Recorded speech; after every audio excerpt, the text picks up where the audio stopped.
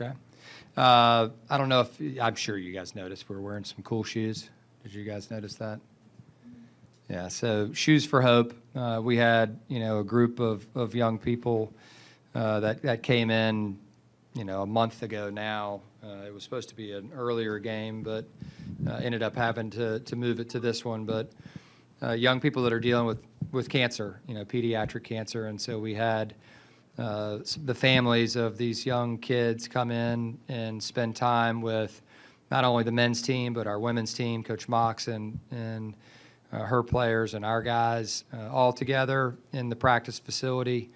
And we had each patient or each young person design a shoe for the two staffs. And it was really cool moment for all of us. And, it just makes you appreciate, where you're at. There's a lot of bad things out there in this world, and you never want to see any parent have to go through that with their child, especially the really young ones.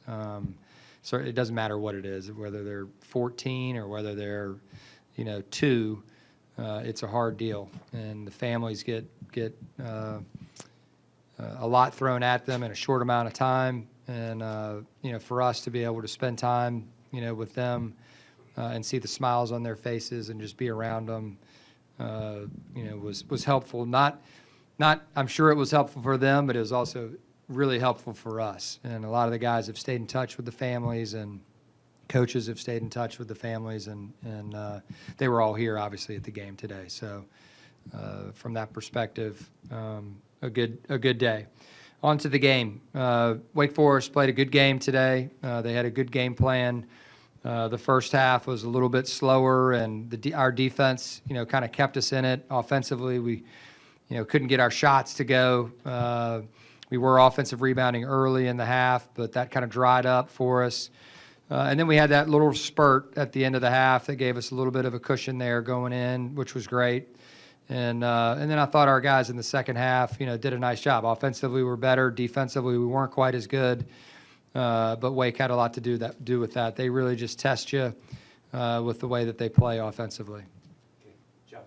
Yeah, several times, particularly in the second half, it looked like you were about to separate from them. Yeah, they kept getting to 9, and we just couldn't quite every get it time. over. What made it so tough to pull away tonight? Yeah, they would make a good shot. They would get to the basket or get fouled. There was just maybe some breakdowns or mistakes out there, not quite being physical enough to get through a screen. But they have good scorers, and they're athletic, players. And I reminded our guys before the game, this is a team. They are minus their point guard, and they've been without him for a little bit now.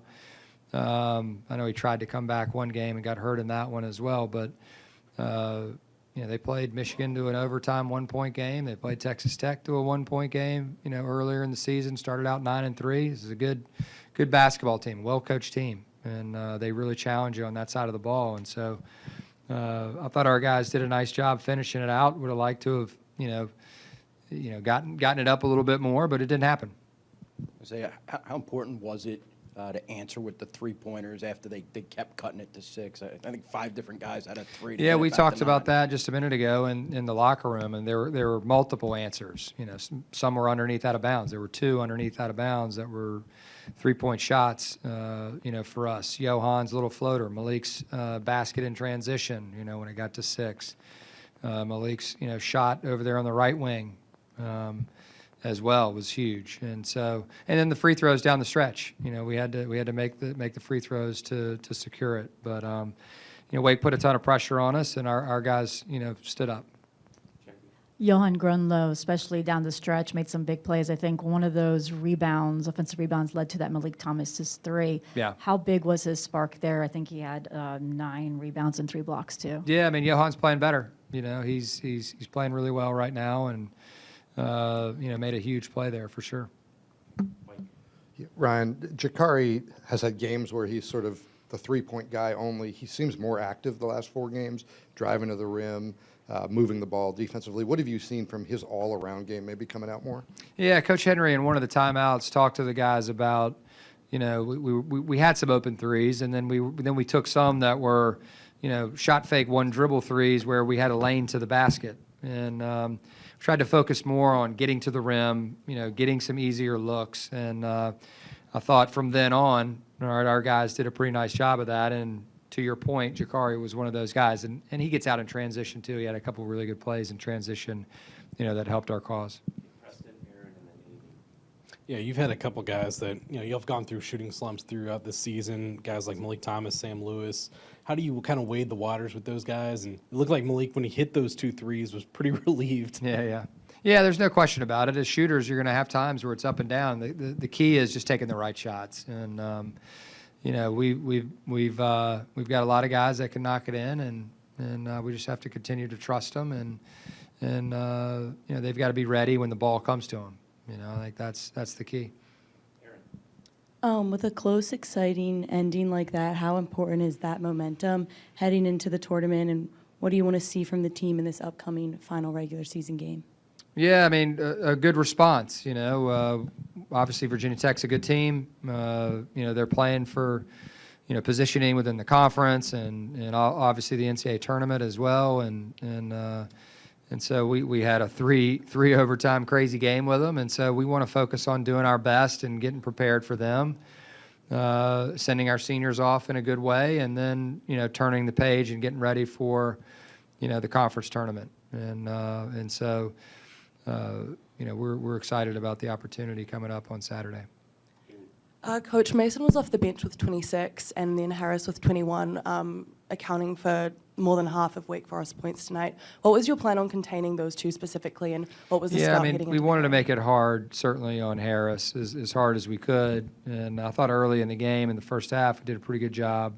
He was 1 for 9 from 3, so he had to do a lot getting to the rim. And certainly he got to the free throw line some there. Needed to stop him before he got there, and they did a nice job of keeping our bigs away from the basket. That's one of the benefits of the way that they run offense. The 5 men a lot of times are away, and so it opens up some driving lanes, for guys like Harris. And Mason just had a whale of a game, and he got free a couple of times, and sometimes when that happens, you see a bigger basket, and he made some nice plays for them. I know you have bigger goals, but your team has locked up the number 2 seed in the ACC tournament. What kind of accomplishment is that for a group, particularly one that it's just was put together? it's a huge accomplishment. We talked about it in the locker room. You think back to June, nobody outside of the locker room thought we had a chance to finish second. And probably at that point, nobody inside the locker room knew if we had a chance, to do that or do something that special. And certainly we wanted to finish first. We weren't able to get the job done the other day to give ourselves a chance at that. But to be able to lock up, that spot in the conference is a big accomplishment. 26 wins. I think is it 14 now in the within the conference. I mean, that's a huge deal. And these guys, are to be, congratulated for that. Like we certainly did as coaches. We're thankful for each one of them and the work that they've put in, over the course of the year, and the belief that they have in one another. And we found different ways to win games. And you look around the country, team to have 14 wins within your own conference, where you're going to have 8 going to the NCAA tournament, it's pretty strong. And so a lot to be proud of. Ryan, you've talked a lot during the year about getting this group of guys who've come to UVA to appreciate UVA, the tradition, the history, all that. How about the rivalry with Tech? I know you understand it. Yeah. A bunch of guys who've only been here maybe for a year. How have you kind of informed them about the rivalry?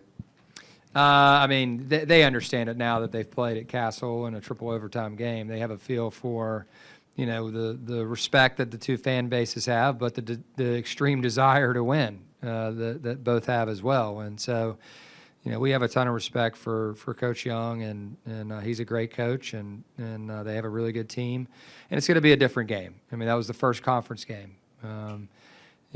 Before that, after that game, I was really excited about the response that we had. We went down to NC State, had a great response down there. And to win that game, in the fashion that we did was huge and really propelled us the rest of the way and gave us confidence, moving forward.